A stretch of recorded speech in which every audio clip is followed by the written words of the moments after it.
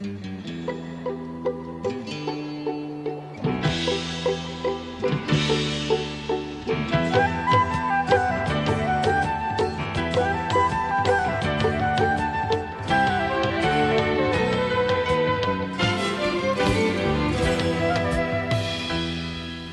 you for joining us. Our holiday special today will take us to Israel, a land of great achievements and history, the historic homeland of the Jewish people who were exiled and persecuted for over 2,000 years. And now, since 1948, they've returned to rebuild, turning barren land into fertile green fields and making the desert bloom. Israel has successfully absorbed immigrants from all over the world and has also had to defend itself in several wars in which its Arab neighbors had hoped to wipe out and destroy Israel. But fortunately, they were all soundly defeated. Throughout all of this, the country remains the one shining star of democracy in the Middle East. Our program today is a tribute to the Israel Defense Forces and all those who defend the land of Israel and its right to exist. Prime Minister Benjamin Netanyahu and Lieutenant General Benny Gantz, the IDF Chief of Staff, very clearly make these points.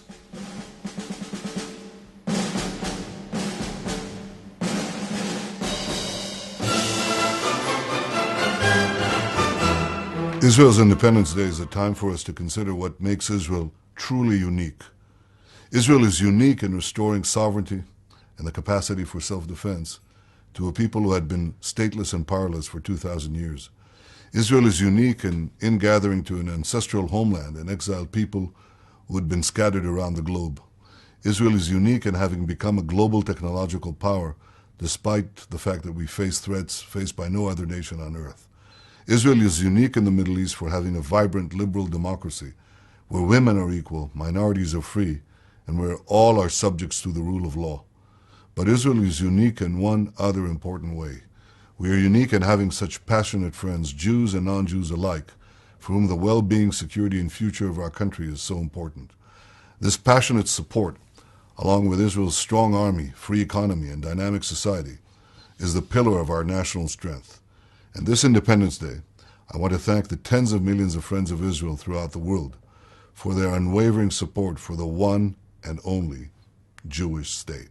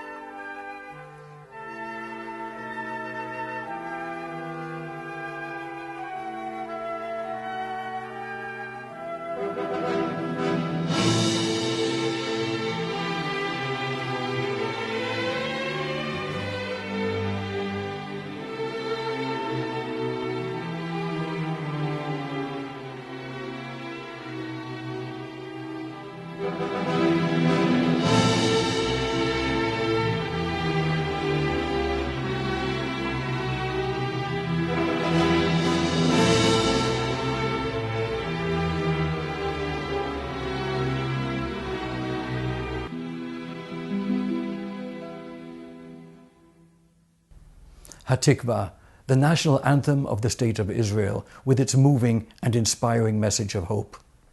Israel has always wanted peace, but the Arab countries surrounding Israel, even though they have endless land and endless wealth and resources, most of them still refuse to make peace or even recognize Israel's right to exist.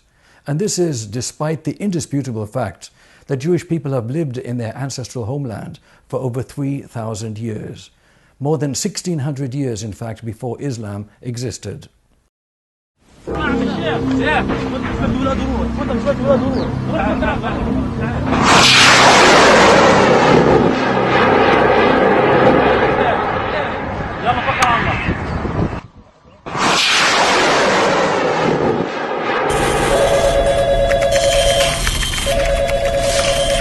Children cannot go beyond their front yards to play in order to be near safety if there is a Tzeva Adom alert.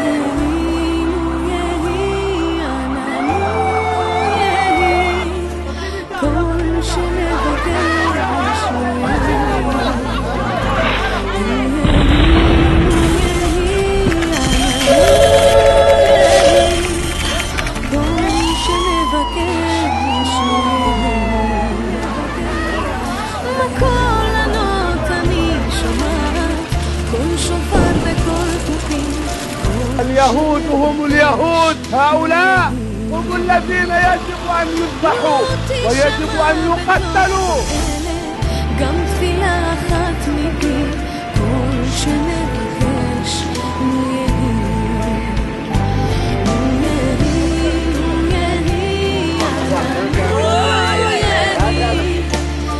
يهودي من خلفي، تعال مقامك ونحن نقطعها، والله لا نقطعها أيها اليهود. الله أكبر، الله أكبر، الله أكبر.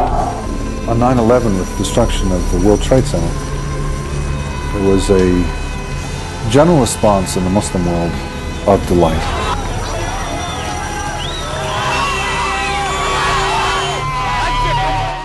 وأشرف القتل وأعظم الشهادة هو أن يقتل الإنسان في سبيل الله.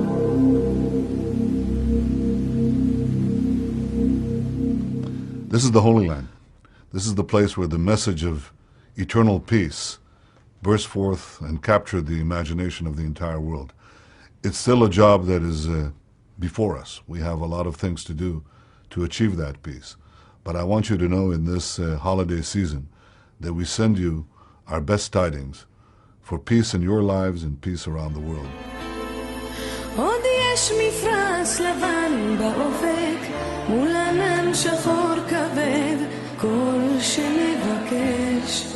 The Jewish people has been handling or dealing with the same challenges for the last probably several thousand years. Keeping our operational capabilities and staying strong is a very important one, because the first time we won't be strong enough, we won't be here. The strength of the IDF is not only in its machinery, it's first and foremost in the people. People that are fighting all the time, staying on the field, dealing with quite difficult missions, knowing really that someone cares. It's also the relation between the Jewish people and the Jewish nation.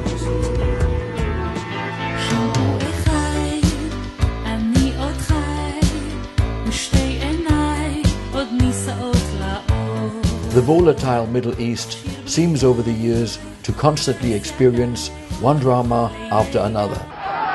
In the last few years, we've seen what began as unrest develop into riots and violence. Some of it more dramatic, with dictators dethroned and replaced by unknown new leaders who may or may not improve their countries or contribute to peace in the region. Some of these spontaneous or orchestrated uprisings have also been suppressed. Some were supported by the West, and other uprisings, such as the protests in Iran, were largely ignored. Some countries, such as Jordan, have better relations with Islamists and opposition groups.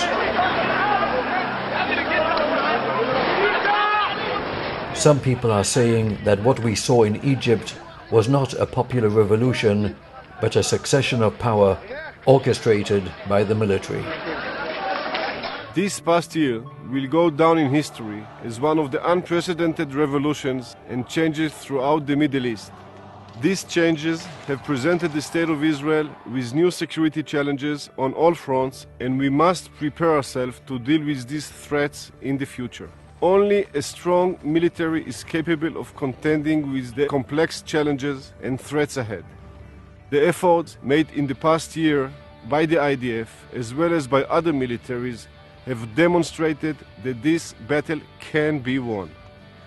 During the past year, the IDF has made great strides in improving its operational response and capabilities through large-scale exercises and drills, by redefining and strengthening our routine defense activities on all fronts, and by developing technologically advanced systems such as the Iron Dome, which has thus far been deployed in 3 towns to protect more than 500,000 civilians in southern Israel from rockets fired at populated areas by terrorist factions. Even at this festive occasion, we must remember the IDF soldiers who are missing in action, held in captive, and cannot rejoice their holidays table. We all join in prayer and share the hope that during this coming year we will see their release, while the IDF will continue to operate to bring them home. We also mourn the loss of those who are no longer with us. We hold the brave families close, standing with them side by side. In the year to come, we will continue to stand strong against those who seek our demise, and as always remain the shield of the Jewish people worldwide. We do so even as we pray for security and peace, and though the IDF must be prepared for every possible scenario, we seek peace with all who lives with us in harmony. We eagerly await the fulfillment of the prophet Isaiah vision. Nations shall not lift up sword against nations, neither they shall learn war anymore. To the people of Israel and to all the Jews around the world, Happy New Year, Shana Tova.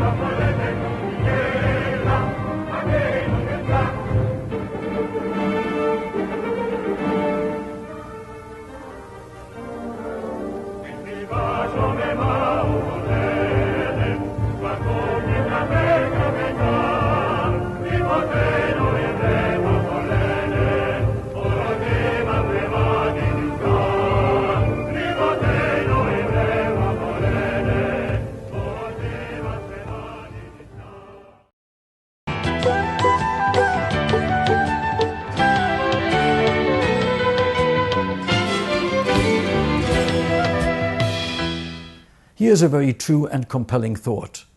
Israel has always wanted peace. And if the Arabs would put down their weapons, there'd be no more war. But if Israel would put down its weapons, there'd be no more Israel. Now, we'd much rather focus on happy subjects on our show, but the Jewish people are constantly under threat, even in their homeland, and must depend on the men and women of the IDF, the Israel Defense Forces, to protect their homes and families. My name is Healy. I am Mimim Tironim. It means I'm an officer in the boot camp in the Army. And that's what...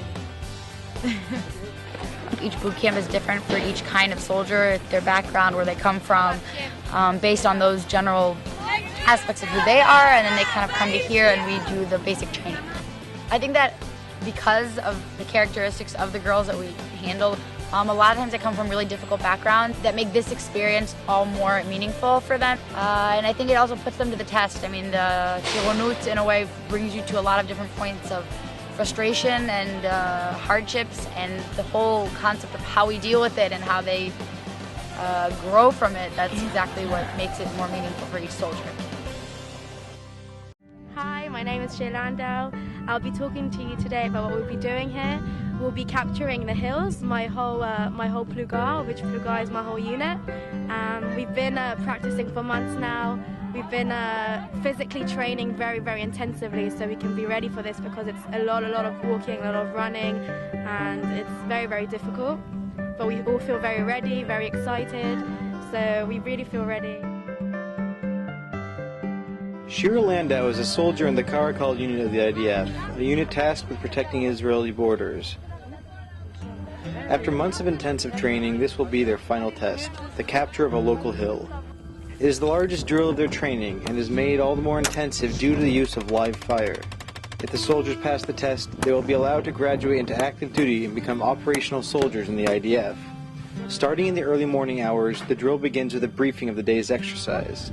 Their instructor knows that he is largely responsible for the success or failure of his soldiers in the field.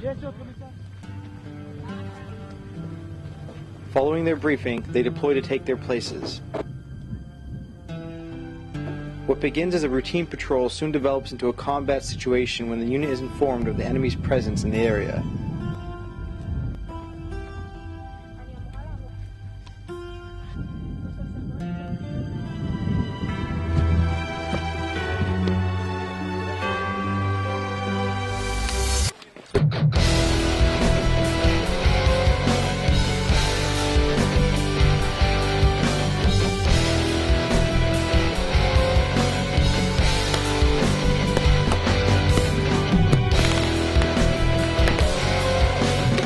The soldiers' coordination is flawless as they take the hill.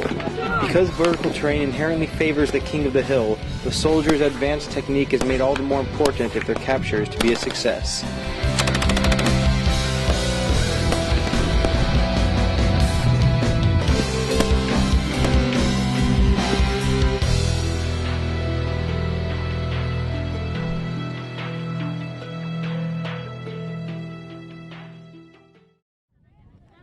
Prior to the army, I was always a big patriot. Like every summer I would come to Israel for a month, and I was always like really fascinated watching the soldiers, and I would always question them and go on loads of forums, and I don't know, I was always really fascinated by the army world for some reason. And when I was studying there, I realized I think that's the choice for me. It feels really good. Like I was really excited and nervous before, and I didn't know how it would turn out because we're a big unit. It's about 100 of us, so we didn't know how it would turn out. So many of us like capturing the hill together, but it was incredible, and we've got really good feedback, and I've got like such an adrenaline rush right now, and I just don't know what to do with myself. I'm just really excited. On the other hand, I'm pretty sad because it's all coming to an end. Like the last 6 months have been incredible. It's been an experience that I can't even dream of, and no matter how many people were telling me it's going to be a really special experience for me. Like, I couldn't have dreamt of this. It's been so unique, and physically I feel really good, and emotionally, and although I'm missing my family every day, I feel like I'm in such a good place, and spiritually I'm getting stronger, and I just feel really, really good.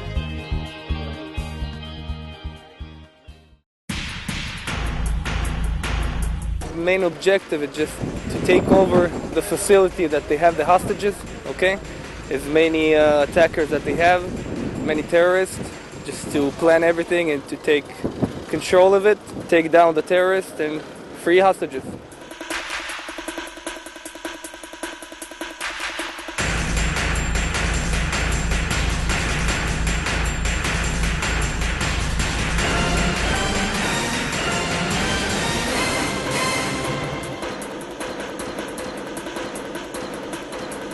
The reason we are here because there's nobody else to do that. We have families, we have children, but when the time comes, we just run and do what we have to do.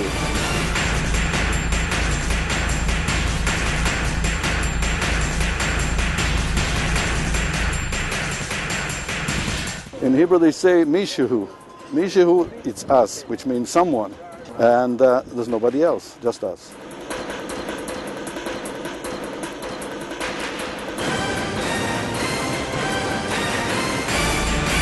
This is why we are here, instead of being with our children and family. Maybe one day it will be different, and I won't have to wear this mask.